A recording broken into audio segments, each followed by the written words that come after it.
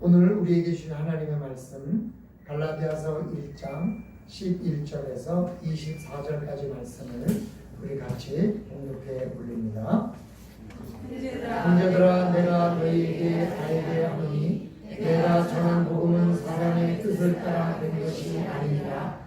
이는 내가 사람에게서 받은 것도 아니요 배운 것도 아니요 오직 예수 그리스도의 계시로 말미암은 것이다. 내가 이전에 유대교에 있을 때 행한 일을 너희가 들었거니와 하나님의 교회를 심히 박해하여 멸하고 내가 내 동족 중 여러 영갑자보다 유대교를 지나치게 믿어 내 조상의 전통에 대하여 더욱 열심히 있었으나 그러나 내 어머니의 피로부터 나를 특정하시고 그의 은혜로 나를 부르신 이가 그의 아들을 이방에 전하기 위하여 그를 내 속에 나타내시기를 기뻐하셨을 때 내가 곧 혈육과 의논하지 아니하고 또 나보다 먼저 사도된 자들을 만나려고 예루살렘으로 가지 아니하고 아라비아로 갔다가 다시 다메섹으로 돌아가노라.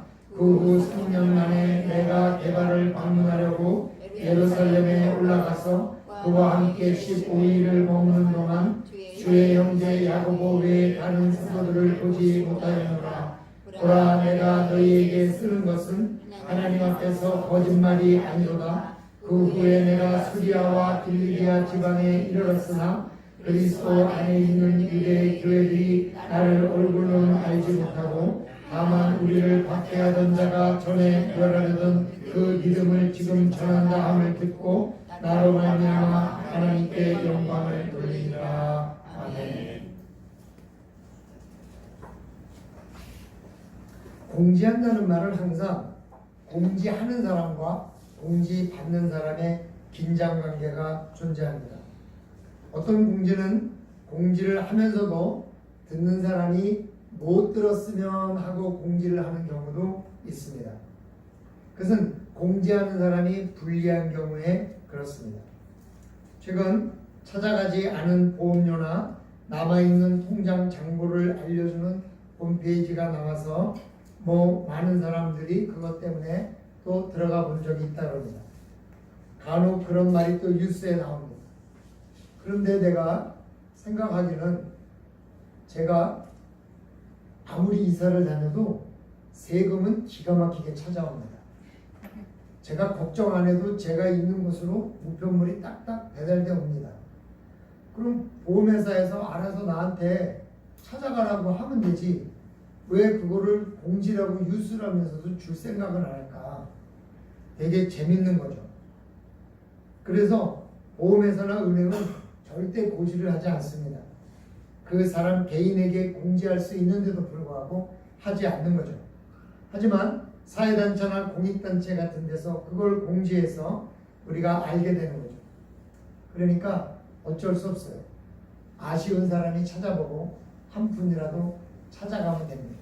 요새는 또 이 포인트를 언제든지 돈으로 바꿀 수 있기 때문에 그냥 내가 내 포인트가 있는지도 모르고 그냥 다른 사람도 하다못해 몇천 포인트라도 돈으로 바꾸면 바로 통장으로 현금으로 들어오니까 그냥 무조건 해지하고 무조건 안 나갈 게 아니라 그 포인트를 잘 관리해서 돈 한 푼이라도 모을 필요가 있습니다. 근데 아마 이 중에서도 내가 몇 포인트가 있는지 관심도 없고 또 그게 얼마인지 모르는 사람도 있을지도 모릅니다. 또 그걸 현찰로 바꿔주는지조차도 모르는 분들도 있어서 그건 어차피 내 거 아니야 그러고 있는 사람도 있을지 모릅니다.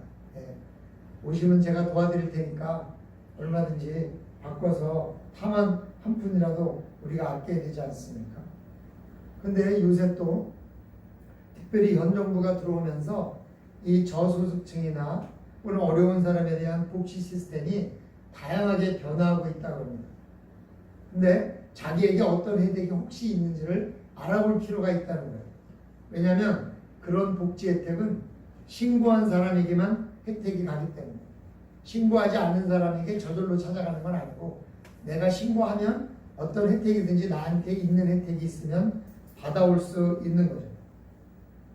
그런데 공익성의 공지는 반드시 해야 됩니다. 왜냐하면 안 하면 안 한 사람에게 문제가 있기 때문에 그렇습니다. 그러면 오늘 바울은 갈라디아인들에게 내가 알기를 원하노라, 알게 하기를 원하노라, 이것은 뭐냐면 요즘 표현으로 하면 내가 공지한다 그 말이에요. 너희들 반드시 알아야 된다 이겁니다. 모르면 안 된다. 그런데 생각해 보세요. 갈라디아 교인들이 안다 그래서 바울에게 이득이 되는 게 없어요. 그냥 의무가 아니에요. 단지 갈라디아인을 간절히 사랑하고 갈라디아인들에게 희생하고자 하는 바울의 마음 때문에 공지하고 싶은 거예요. 이것만은 꼭 알아야 된다. 그러면서 형제들아, 브라더, 영어는 브라더, 형제들아, 그러면서 공지를 하고 있는 거예요. 그렇다면 오늘 사도 바울이 그렇게 갈라디아인에게 이거 꼭 알아야 된다라고 공지하는 이유가 뭐겠느냐? 갈라디아인들에게 우리가 지난주에 본 것처럼 다른 복음을 전하는 사람들이 있는데 이 복음은 예수님이나 하나님이 말씀하신 것이 아니라 바울이 창작한 거다. 그렇게 하면서 복음의 가치를 떨어뜨리고 바울에게 속지 마라. 그렇게 이야기하는 사람들이 있다는 것입니다.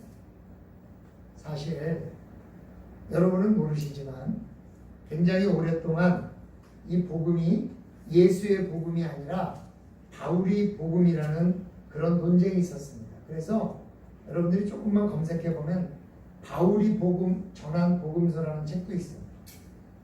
왜냐하면 예수님이 전한 게 아니다. 이건 바울이 만들어낸 복음이다. 이렇게 이야기하는 거죠.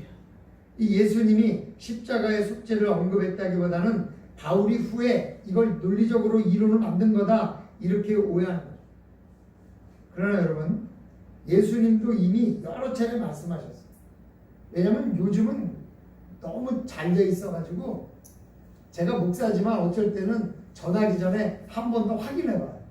왜냐하면 제 말씀을 듣다가 성전이 스마트폰으로 찾아보면 금세 들통이 나니까요. 그러면 복음서에서 복음이라는 단어가 들어가 있는 그런 성경을 한번 검색해 보세요. 쫙 나와요. 마가복음만 해도 8번이나 나와요. 복음의 시작이라 하나님의 복음을 전파하여 회개하고 복음을 믿으라 하시며 나와 복음을 위하여 자기 목숨을 잃으면 구원하리라. 나와 복음을 위하여 또 복음이 먼저 또 복음이 전파되는 곳에는 또 만민에게 복음을 전파하라. 예수님도 이렇게 복음에 대해서 여러 말을 해요. 그러니까 이 복음이라는 단어, 이 복음이라는 논리가 절대 바울이 만들어낸 것은 아니라는 것을 우리가 알 수 있는 거죠. 그러나 어떻게 해서든지 이 복음의 의미를 흐리게 해야만 복음을 받지 못하게 하고 구원을 받지 못하게 하려는 이 유대 종교 지도자들은 이 복음은 바울이 전한 것이다. 바울의 이론에 불과하다. 바울의 주장에 불과하다. 이렇게 하면서 그 힘을 약화시키려고 했다는 거죠. 만일 바울이 정립한 것에 불과하다면 그건 복음의 가치가 없는 거예요. 그러면 지금은 뭐 어머니의 교회라고 요새 얘기하지만 하나님의 교회 또 뭐 신천지도 이제는 아주 자기네들을 드러내면서 신천지 교회라 그래가지고 마치 우리 기독교랑 같은 계열인 것처럼 그렇게 호도하니까 사람들이 같은 교회라고 생각하고 신천지 목사가 저랑 같은 급인 줄 알더라고요. 급이 다른 건데 그런 게 아닌데 그렇게 호도하는 거죠. 네. 그러나 한번 생각해 보세요. 우리가 알고 있는 통일교가 굉장히 약화되어 있죠. 또 전도가 거의 사라졌죠. 신앙촌. 그죠? 그 외에도 뭐 그 증산교 같은 거 다 사라졌죠. 뭐 한동안 난리를 쳤던 많은 교단들이 지금 다 사라지고 있어요. 왜? 그 사람들이 주장했던 것이기 때문에 그래요. 자꾸 쇠퇴되고 있어요. 그러나 복음은 그렇게 오랫동안 누가 일부러 하는 것도 아닌데도 이렇게 오랫동안 또 영원히 이 복음이 있는 것 자체가 이 복음의 가치를 말해주는 거거든요. 그렇기 때문에 만약에 이 바울이 전한 복음서가 진짜 바울이 만든 것이라면 아마 2000년이 지난 지금까지 있을 턱이 없는 거죠. 특히 우리 기독교는 총회가 있긴 하지만 사실은 우리 총회가 굉장히 힘이 없어요. 제가 지난 주간에 노회에서 부탁을 해서 총회 어떤 모임에 갔다 왔거든요. 근데 총회에서 일하러 오신 목사님이 우리 교단에 교회가 15,000개 교회가 있단 말이에요. 그리고 그 중에서 이 100명이 넘는, 그리고 자립이 되는 교회, 100명이 넘거나 자립이 되는 교회, 우리 교회도 포함됐겠죠. 그 교회가 전국에 1,500개 정도 있대요. 우리 교회가 상위 10% 안에 들어가는 거예요. 프라이드를 가지세요. 우리 상위 10%. 근데 15,000개 교회는 고사하고 1,500개 교회에서 총회에서 명령을 내렸어요. 네. 이렇게 해라. 그런데 그렇게 한 교회가 2년 동안 300개도 안 됩니다. 그러니까 도대체 총회 말을 듣는 거냐 안 듣는 거냐 그러면서 제발 좀 해달라고 막 애원을 하더래요. 애원을. 알았다고 하니까 우리도 한번 해보겠다고. 근데 제가 알기로 우리 노회도 안 하고 있어요. 그대로. 그러니까 참 이게 총회라 그래도 뭐 힘이 없는 거죠. 그 얘기 뭐냐면 이게 총회가 주도적으로 뭔가 종교를 어떻게 하려고 하는 게 아니에요. 사실은 우리 특히 장로교는 개교회 중심적이기 때문에 다 각자 그 목사님들의 신앙과 신학에 따라서 교회가 움직이고 있는데 희한한 겁니다. 같은 방향으로 가고 있다.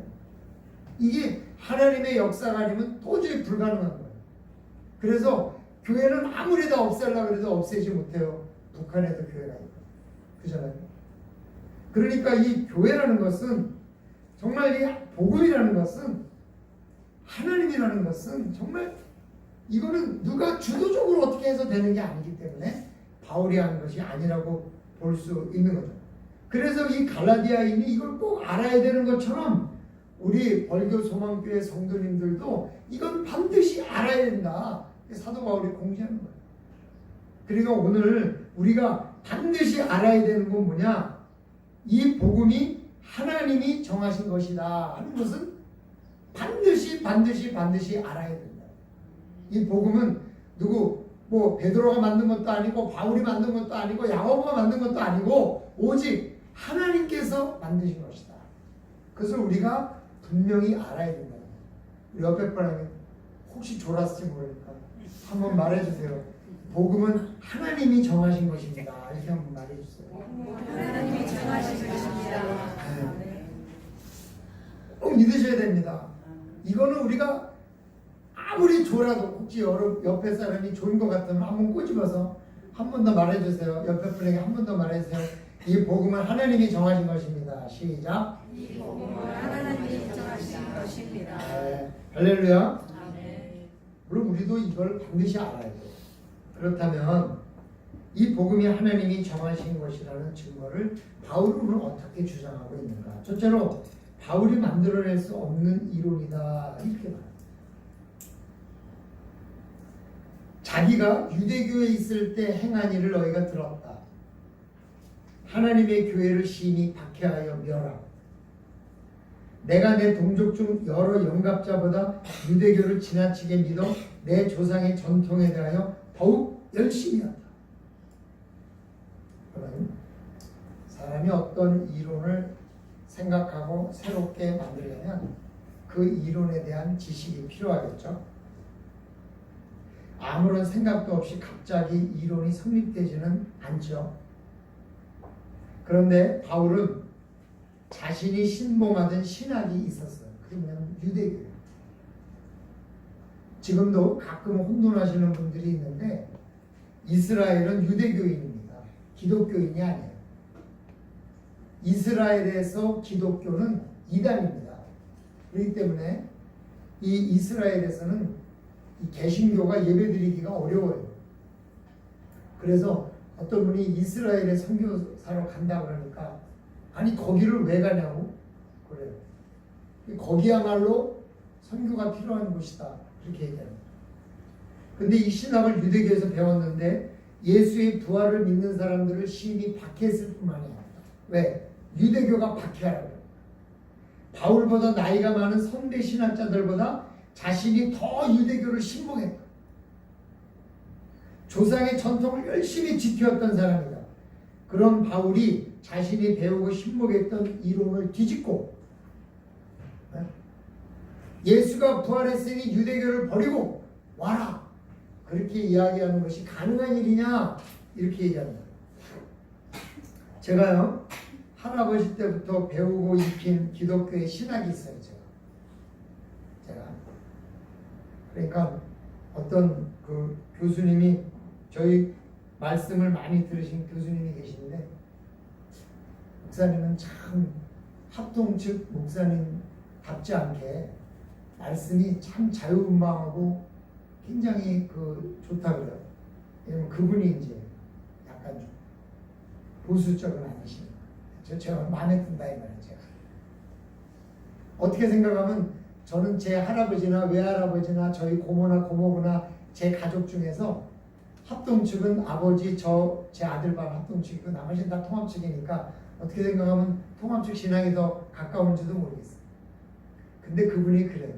그런데 듣다 보면 결국은 목사님은 합동측 목사님이구나 이런 생각이 든대요.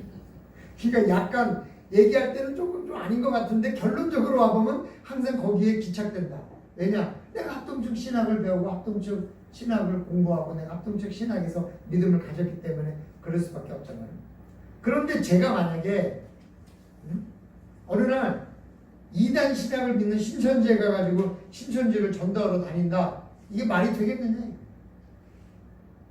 심지어는 그 신천지를 내가 만들었다. 이 말이 되겠냐?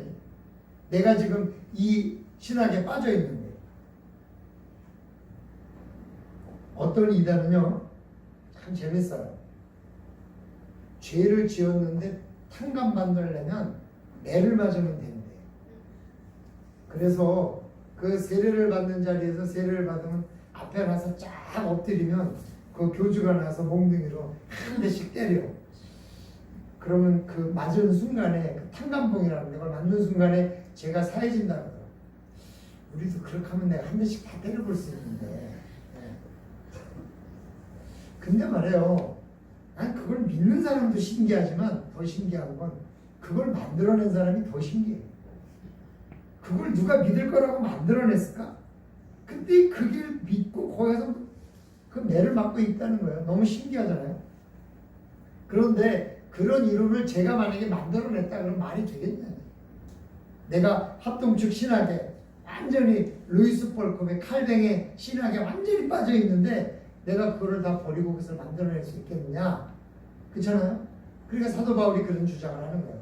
내가 유대교에 어떤 영갑자보다도 더 유대교를 신봉하고 내가 어떤 다른 사람보다도 유대교를 박해하는 사람을 철저하게 죽이려고 했던 그런 사람인데 내가 어떻게 그런 신학을 만들어낼 수 있겠냐? 아니지 않겠느냐? 그렇게 얘기합니다.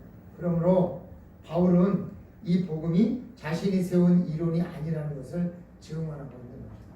그러므로 우리 성도님들은 바울의 신학이라는 이런 이야기에 빠지지 마시고 절대로 이 복음은 하나님이 세우신 것이라는 확실한 믿음을 가지시기를 주님의 이름으로 축원합니다. 복음이 하나님이 정하신 것이라는 증거의 둘째로 뭐냐면 바울이 사람에게서 배운 것이 없다 그래요. 내가 곧 혈육과 의논하지 아니하고 16절 나보다 먼저 된 자들과 사도된 자들과 만나려고 예루살렘으로 가지도 아니하고 오직 아라비아로 갔다가 다시 다메섹으로 돌아왔다. 나는 오직 하나님으로부터만 이 복음에 대해서 내가 배웠다. 바울이요 다메섹으로 가다가 다메섹 도상에서 다메섹으로 가는 길 위에서 예수님을 만났잖아요. 그 후에 혈육과 의논하지 않았어요. 만약에 혈육과 의논했으면 야 미쳤냐? 너는 평생을 유대교를 배워가지고 이제 유대교 제사장이 되고 율법사가 되고 종교 지도자가 돼서 너 앞에 편안한 삶이 놓여 있는데 너는 이걸 버리고 웬 갑자기 이상한 데로 가려고 하느냐 그러지 않았겠어요? 그리고 바울보다 먼저 된 사도들과 의논하지 않았어요. 왜? 먼저 된 사도들과 만났으면 아마 먼저 된 사도들이 웃기지 마. 내가 예수님한테 직접 받았는데 넌 늦게 와가지고 뭘 네가 네 말을 하는 거야 이상하지 않아? 했을지 몰라요. 그리고 3년 동안 복음을 이해하고 배웠어요. 그런 이후에 그러니까 그 당시 예수님이 사도 바울의 그 신학교는 3년 과정이었던 것 같아요. 그걸 다 배우고 나서 개바 즉 베드로를 만나려고 예루살렘에 와서 15일 동안 머물 때 베드로 외에 만난 사람이 없어요. 그리고 고작 만난 건 누구냐? 야고보예요. 즉 자신이 복음을 정립하는데 사도들을 만난 적이 없었다는 것을 주장하는 거예요. 그럼 어떻게 이 놀라운 복음을 설명할 수 있게 되었는가? 결국 하나님으로부터 배우는 것밖에 는 방법이 없다는 거예요. 이건요 바울에게 매우 중요한 사실이에요. 자신이 예수의 부활의 도를 전하는 사람을 죽이는 것을 사명으로 알던 사람이 왜 갑자기 그 도를 전하는 사람이 되었는가? 그가 절대자로 믿는 하나님 외에 그를 변화시킬 수 있는 어떤 존재도 없다는 거죠. 내가 변한 게 기적입니다. 정말 그런 거죠. 사람이 변화한다는 게요 정말 기적이 아니면 어렵다는 생각을 전해요. 어떤 분이 그래요. 박 목사 설교하니까 사람이 변해? 그러시더라고요. 아니요. 그러면 왜 설교해? 하나님이 기적을 일으키실까 기대하고 하죠. 근데 막 웃더라고요. 그분이 뭐 그걸 몰라서 물어봤겠어요? 저에게 선배 목사님이신데 말하자면 너는 어떤 걸 가지고 설교하느냐? 제 말씀으로는 안 변하지만은 성령의 기적과 같은 역사가 사람을 변화시키는 것을 저는 여러 번 봤어요. 그렇기 때문에 정말 평생을 변하지 않던 사람이 변하는 걸 봤다는 거예요. 제가 여름 수련회 가서 복음을 전했는데 어떤 한 사람이 복음을 받아들이고 변했어요. 그 목사님이 저를 보러 그래요. 목사님은 능력이 있으신 분이에요. 왜요? 내가 개척해서 지금까지 15년 동안 설교해도 안 변하던 사람이 목사님 설교 한 번에 변했대. 이건 놀라운 기적과 같은 일이래. 그 사람이 완전히 변했대요. 완전히. 맨날 목사님한테 와서 까지처럼 괴롭히던 사람인데 완전히 순한 양같이 순종하는 사람이 됐대요. 그래서 내가 그랬죠. 내가 변했겠어요. 하나님이 변해주셨겠죠. 그리고 하나님이 변해주셨겠는 제가 타이밍이 맞았던 거지 뭐 목사님 설교 듣고 그랬지 제가 변했겠어요. 제가 그랬죠. 쇼핑센터에 갔는데요. 아이가 엄마한테 짜증을 내더라고요. 엄마가 사준다고 했잖아. 그런 거예요. 근데 엄마는 대답이 없어. 자기 일을 하는 거야. 그래서 내가 뭔 말인가 이제 이렇게 좀 제가 좀 궁금하잖아요. 상담사니까 이게 오지랖이 좀 있어요. 그게 궁금해. 그래서 이제 가면서 이제 그 애가 하는 말을 좀 들어봤더니 엄마는 이제 대답이 없는데 아이가 하는 말이 아이가 이제 지난번 쇼핑센터에 왔을 때 장난감을 사달라고 했나 봐요. 근데 엄마가 이제 사줄 능력이 안 됐든지 사줄 말이 없든지 그러니까 엄마가 툭 던진 말 한마디가 있어. 다음에 오면 사줄게. 그랬단 말이에요. 그래서 얘는 그 쇼핑센터를 다음에 가기를 학수고대하면서 기다리고 있다가 드디어 오늘 온 거야. 근데 엄마한테 사달라니까 엄마가 쳐다도 안 보는 거지. 그럼 엄마 하는 말이 뭐냐면 아이가 하는 말이 엄마 다음에 오면 사준다고 했잖아. 그러면서 막 이제 우는 거지. 근데 엄마는 그 엄마는 대단하다. 대단히 없어. 가는 거야. 그냥 오로지 마이웨이야. 그 엄마는 자기를 가고 애는 따라가면서 계속 엄마가 다음에 오면 사준다고 했잖아. 내가 그 아이와 엄마랑 상담을 좀 하고 싶더라고. 응? 상담 못했죠. 제가 어떻게 모르겠어요. 근데 그 아이가 진짜일까요? 엄마가 진짜일까요? 애가 진짜죠. 왜 애는 장난감을 사준다는 엄마의 말을 절대 잊을 리가 없어요. 그러나 엄마는 그냥 한 말이니까 관심도 없는 거지. 근데 말이에요. 이 아이가 믿은 건 뭐예요? 엄마의 약속. 하나님의 약속도 그런 거예요. 그 아이는요, 엄마가 왜 다음 쇼핑센터에 와서 사줄 것인지에 대한 논리는 몰라요. 그때 가면 돈이 있는지, 그때 가면 엄마 형편이 펴지는지, 그때 가면 그 아이가 그 장난감을 사용할 수 있는 나이가 되든지 뭔가 이유가 있었을지 모르지만 이 아이는 그런 게 다 필요 없어요. 단 한마디만 기억하는 거예요. 다음 형 사줄게. 그죠? 우리는요, 하나님이 복음을 약속할 때 몰라요. 내가 언제 죽을 건지, 내가 죽으면 왜 천국에 갈 수 있는지 그런 건 전혀 몰라요. 단지 우리는 뭐만 믿는 거예요? 하나님만 믿는 거예요. 뭐? 믿으면 천국 가게 해주겠다는 약속. 그 약속 한마디 믿고 우리가 신앙생활하고 우리가 가는 거잖아요. 그런데요, 그 믿음이 믿어져야 되는 거예요. 내 마음속에. 믿어줘야 돼요. 안 믿어지면 세상 없이 뭐라 그래도 안 믿어요. 그런데요, 그게 믿어지면요, 다 해결돼요. 사랑하는 성도 여러분, 오늘 사도 바울이요, 그게 하나 믿어져가지고 인생이 변한 거예요. 그 인생의 변화가 오늘 복음을 전하고 있는 거예요. 그러므로 사랑하는 성도 여러분, 오늘 우리 성도님들의 마음속에 주님의 약속을 믿으시고 변화하는 심령의 역사, 기적이 일어나기를 주님의 이름으로 축원합니다. 복음이 하나님이 정하신 것을 증거하는 셋째 바울의 변화는 바울의 변화가 그 증거예요. 여기 20절부터 24절까지 읽어보면 이렇게 말씀해요. 보라, 내가 너희에게 쓰는 것은 하나님 앞에 거짓말이 아니거든. 왜? 그 후에 내가 수리아와 길리기아 지방에 이르렀으나 그리스도 안에 있는 유대의 교회들이 나를 얼굴로는 알지 못하고 다만 우리를 박해하던 자가 전엔 멸하던 그 믿음을 전한다고 듣고 바뀐 거잖아요. 전엔 박해하던 자가 지금은 복음을 전한다 하는 말을 들었어요. 변화한 걸 들었어요. 그리고 하나님께 영광을 돌렸어요. 왜? 변화한 걸 보고. 바울은 내가 변했다는 게 증거다 이 말이에요. 생각해보세요. 내가 거짓으로 어떤 이론을 만들어서 사람들을 미혹했다면 내가 변하겠어요? 내 뻥인지 내가 아는데? 내가 왜 변해? 그잖아? 근데 내가 변했다는 것은 그게 거짓이 아니라는 증거다 이거죠. 여러분, 약 한 20년 전에 밀레니엄 분위기를 타고 2000년 1월 1일 종말절이 있었어요.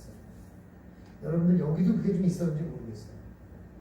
근데 그래서 다가올 미래를 준비하라는 뜻으로 다미선교회가 굉장히 제일 컸어요. 그래서 2000년 1월 1일 새해가 밝는 그 순간에 우리 주님이 재림하시고 이 세상이 다 끝난다 그렇게 설교했어요. 그리고 2000년 1월 1일이 되는 그날 밤 전날 1999년 12월 31일 날 다 하얀 치마 저고리를 입고 주님을 만날 약속을 받고 교회에 모여라 그래서 다 모였어요. 그러면서 이제 돈도 필요 없다. 예수님 재림하시고 우리 천국 가니까 이제 공부할 필요도 없다. 직장도 필요 없다. 다 그만두고 하나님 앞에 드려라. 이걸 가지고 전도해서 이제 더 많은 사람들이 천국 가게 만들어야 된다. 열심히 다미선교에서 매일 그걸 가지고 뭐 어떤 아이가 뭐 별을 그렸네, 어떤 아이가 무슨 예언을 했네 하면서 난리를 쳤어요. 그 다미선교회를 주장하던 분이 이장림 목사님이에요. 장님이라서 그래요. 이장림 목사님인데 그분이 나중에 사기죄로 그 감옥에 갔어요. 왜 사기죄였는지 알아요? 자기가 안 믿었기 때문에. 자기가 안 믿었다는 걸 어떻게 해요? 교인들이 헌금한 걸 가지고 20년 상한 채권을 샀어요. 무슨 예수님이 재림하는데 20년 상한 채권을 왜 사? 그럼 그 얘기 뭐예요? 자기도 안 믿었다는 얘기죠.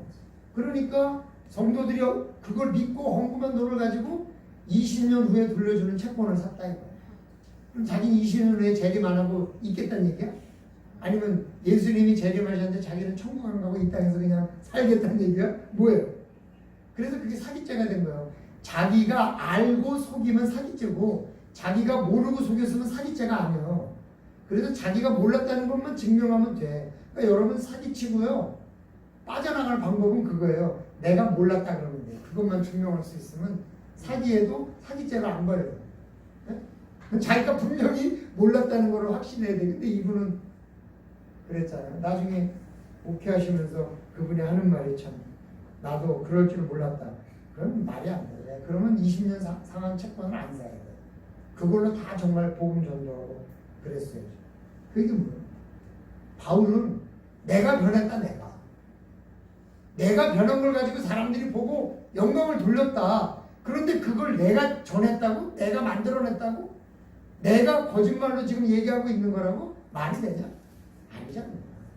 그러면서 갈라디아 교인들에게 말하고 있는 거예요. 사랑하는 성도들, 이 진리를 놓지 마.